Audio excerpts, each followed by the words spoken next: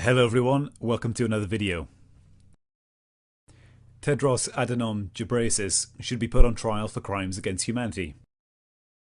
This might seem like a hyperbolic statement, but I'm going to lay out the evidence for my case so you can make up your own mind about the director of the World Health Organization. TEDROS, as well as being the first World Health Organization director without a medical degree, also has somewhat of a political background. On his online biography, you can see that he was the Ethiopian health minister from 2002 to 2012. It somehow neglects to mention his other role as the Ethiopian foreign minister from 2012 to 2017, before his WHO appointment. Now, I wonder why they would have left that out. Because aside from his medical credentials, TEDROS also happens to be a member of the Tigray People's Liberation Front, which is an organization about as peaceful as the name suggests. It was founded as a communist revolutionary party that came to power in 1991 and overthrew the Mengistu dictatorship, forming a coalition with two other ethnic parties. Over time, the TPLF, Tigray People's Liberation Front, began to exert more and more influence over the other two parties. In Ethiopia, most military generals and key leaders of the government are all Tigray, including the president who ruled Ethiopia for 21 years until his death. The Tigray represent only 6% of the population of Ethiopia. One of the major ethnic groups are the Amhara, who mostly made up the government during the Mengistu dictatorship. Favourable treatment of the Amhara under Mengistu didn't win them many friends, so much so that the TPLF 1968 manifesto declared the Amhara people to be their eternal enemy. And TEDROS himself hails from the Tigray region and was a senior member of the party when it came to power. Just how senior was he? Well, this Ethiopian newspaper lists him as the third most important member of the Politburo, which gives the impression he was slightly more important than just a medical administrator. The TPLF was listed as a terrorist organization by the US government in the 90s, and it's still listed as a terrorist organization in the Global Terror Database, because it has this unfortunate habit of carrying out armed assaults in rural areas. The Amhara people under the new government have reported systematic discrimination and human rights abuses. Human Rights Watch in 2010 wrote about how aid in the form of food and fertilizer was being withheld from Amhara villages if they had associations with the opposition party. Other forms of aid denial involved refusing emergency healthcare to children, which was carried out by the same ministry at the time led by TEDROS ADHANOM, current director of the WHO. The Amhara People's Union, an activist group based in Washington, issued many other accusations of human rights abuses against the TPLF, including noting that during this time birth rates in the Amhara region was lower than every other region, and that around 2 million Amhara simply disappeared from the population census, which was admitted in Parliament in this video. But not content with denying aid to political dissidents, TEDROS also spent a lot of his time as health minister covering up epidemics in Ethiopia.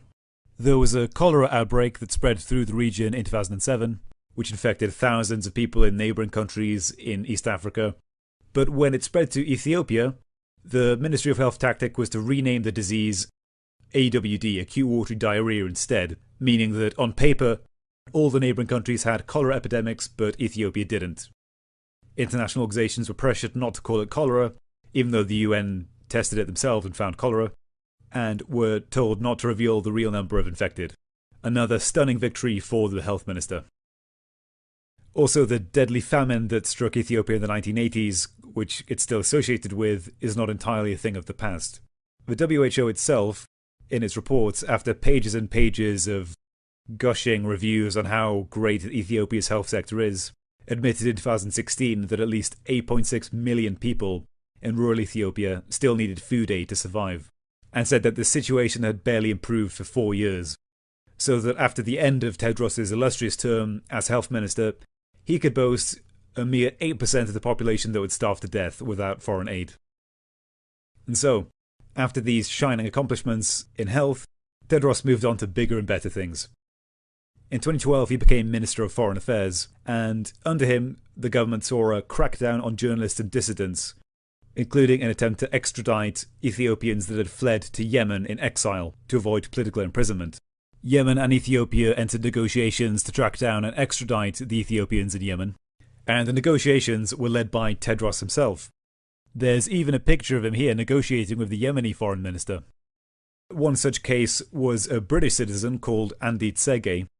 He was arrested in Yemen and he was given a death sentence twice by the Ethiopian government. This led to the involvement of the British government, who threatened Ethiopia with denial of aid unless he be granted asylum. TEDROS responded to the UK government in person, saying that Tsege was, quote, being treated very well. He even has a laptop. Have you ever heard of a political prisoner with a laptop? End quote. Andy, when he came back to the UK, told a somewhat different story of being tortured for days on end, alongside dozens of other prisoners who reported rape and beating and denial of medical treatment. And one of the reasons perhaps that Tedros's qualifications as foreign minister is not included on his online CV might be because of the mass protests that engulfed the country in 2016. The Ethiopian government a few years before unveiled a plan to seize 1,000 square miles of land, mostly in the Oromia region, and this involved the forced relocation of 15,000 people, which the government said was good because where they lived they lacked infrastructure. But somehow these ungrateful citizens didn't really appreciate the massive favour that the government was doing for them, and mass protests broke out during a cultural celebration in 2016. The police responded at first with tear gas and later with mass shootings. The violence and resulting stampede killed an estimated 500 people, according to Human Rights Watch. The Foreign Affairs Ministry, led by Tedros, issued a state of emergency and arrested an estimated 70,000 people and forced many opposition journalists into exile. Tedros himself got into a public spat with Human Rights Watch after their presentation. First he denied that the numbers were as high as they were, and then claimed that the police at the event were unarmed and that no one died from shooting. No expert myself, so I assume that in this picture, Ethiopia must have found a way to develop entirely non-lethal assault rifle-shaped devices. Impressive stuff. And so this is the noble figure that ascended to the role of director of the WHO in 2017. And not being one to miss a chance to defend murderers, Tedros had previously argued against the international trials of Uhuru Kenyatta and his minister, under whose government 1,300 people had been killed after rigged elections.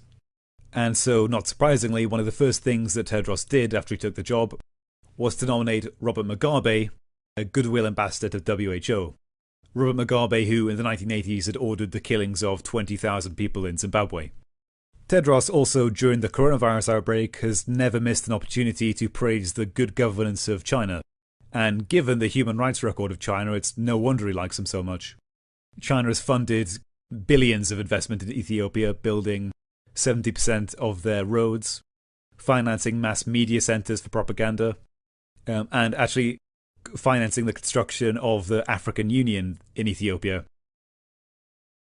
which was found to have contained hidden surveillance by the Chinese government. And actually Tedros seems to see China as a model of development for his own country. Ethiopia also has forced relocations, social credit style scorecards for citizens, mass media propaganda. Ethiopia's government resembles a kind of low-rent version of China's authoritarian model, complete with a one-party state and focus on profit above human rights at all cost. Things in Ethiopia do seem to have improved recently, but until very recently it remained one of the world's worst human rights violators, receiving a score of 19 out of 100 on the Human Freedom Index for 2018, and the government that took over in 1991 has stayed in power ever since. It asks the question, how did a man like Tedros become director of the WHO? Well, the World Health Organization has been riddled with all kinds of scandals for a while now. In the 1990s, the WHO saw almost no growth in funding for a long time. And so according to health researcher Sonia Shah, what happened then was that the World Health Organization turned to corporate funding to finance a lot of its health projects. And by 2008, corporate funding made up 80% of the organization's budget. Now, there's nothing wrong with this in principle. If corporations want to fund health projects, good for them. But this created a serious conflict of interest on many issues. Led to cases like drug companies working with WHO lobbying to weaken patent laws for new drugs in India because it would lose them money, and blocking laws in South Africa that would have led to making HIV treatment more accessible. And this misallocation of funds and corruption of the WHO became so bad that in 2016 it was found that the World Health Organization had spent $200 million a year for the past 4 years on travel expenses not even including those covered by the host country, which was more than their budget for HIV treatment. Another absolutely damning report issued by the Associated Press last year found that WHO employees who were working to relieve the cholera epidemic in Yemen had actually siphoned off many of the funds for themselves and embezzled it. Some of these workers, after this information came to light, were not even removed from their jobs.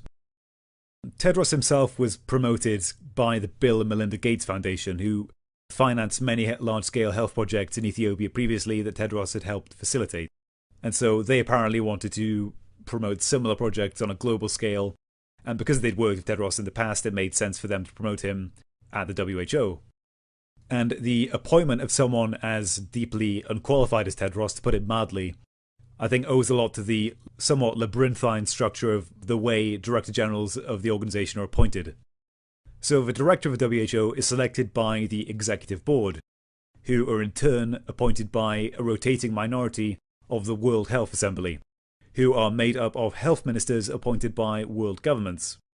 And so the World Health Organization has a similar problem to many other global institutions. By the time you get to the appointment of the director, he is an appointee of an appointee of an appointee of someone who may have been elected legitimately, probably not considering most governments at the World Health Assembly. And so by the time you get to him, the democratic mandate has been stretched so thinly as to be almost meaningless. Which is of course the same problem that a lot of these globalist institutions have. The mainstream media, of course, trying to portray Tedros as a saintly figure who goes around trying to cure the world of deadly diseases.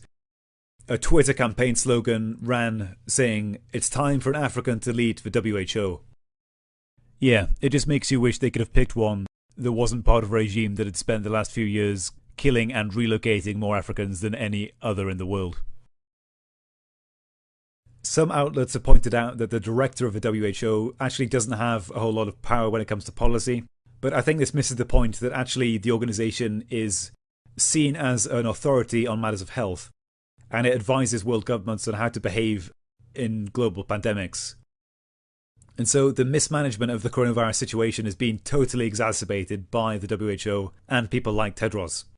He not only made it worse by praising the CCP's handling of the crisis at every opportunity, even as doctors were arrested and people were welded inside their homes, despite the mountains of evidence of the faking of the numbers. He also gave completely contradictory advice, first of all saying that countries should not enact travel restrictions to China, that it would be discriminatory, then turning around and chiding them for not doing enough to prepare. The virus was only named a pandemic a few days ago at the time of making this video, after infecting 140 countries, which is 70 more than it took for swine flu to be declared a pandemic. And so part of the reasons countries didn't take the crisis as seriously as they should have is because of the inaction of the WHO and Tedros. I'm not here to say that the World Health Organization has never done anything good in its history, but if there was ever an example of the failure of a global institution, the WHO is it. And the sheer scale of its mismanagement means that it should be radically reformed and defunded or completely disbanded. Instead, they're currently advising tech companies like YouTube on how to censor information about the coronavirus. So are you listening, YouTube? This is the kind of thing you're subjugating yourself to. In a sane world, instead of leading a global organization, Tedros and his cronies will be put on trial at the International Criminal Court, tried for his crimes, and if found guilty, spend the rest of his life in prison.